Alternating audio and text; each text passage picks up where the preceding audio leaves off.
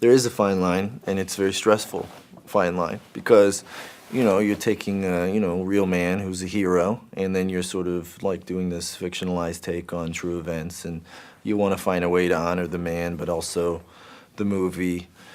So I think that was like an interesting challenge.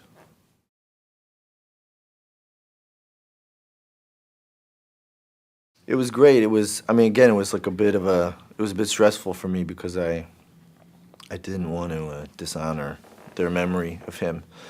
And I didn't, so when they came to set and sort of gave us their blessing and shared all these stories about him, it was like a kind of a relief, and very helpful at the same time, getting to know him.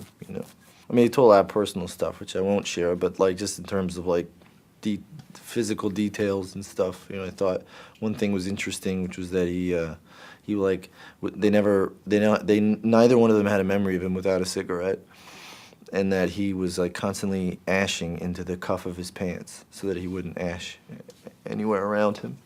So at the end of the day, there was this like emptying process from the cuffs of all the ashes, and they just talked about that and things like that, which I thought were interesting.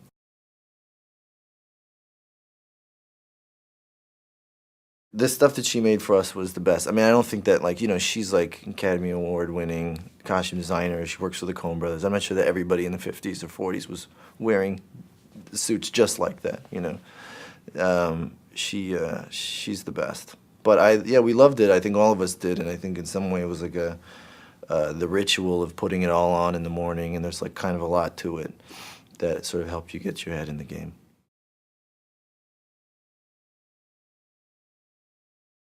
I think it was fun for us. I don't know if it was fun for Ruben or for anyone else that had to kind of wrangle this madness, And it's a real feat in editing, this movie, that they managed to cut anything serious out of what we did. You're constantly getting like a gun, like riding up your leg, that kind of stuff. I don't know if that's fun, but it is what it is.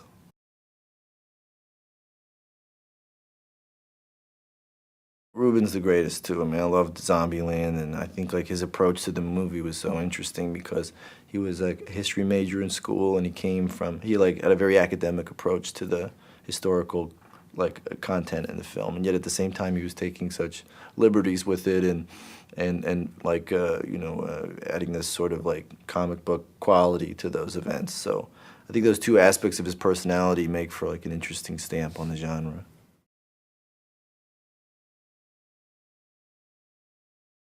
They did such a great job, and I've been living in LA since I was 16, so you're always kind of like haunted by the ghost of that time and sort of imagining, if you can almost see what it was like, and then to have them kind of resurrect it in such a beautiful way. I remember the opening scene in the movie is like a 10-minute take, and you're just like walking down the street and all the period cars and people in clothes and the dialect and the music. And then I walked into Slapsy Maxie's, and it's like an active club and people are having dinner and Carmen Miranda's on stage, and it was just like, I guess, pretty surreal at a certain point.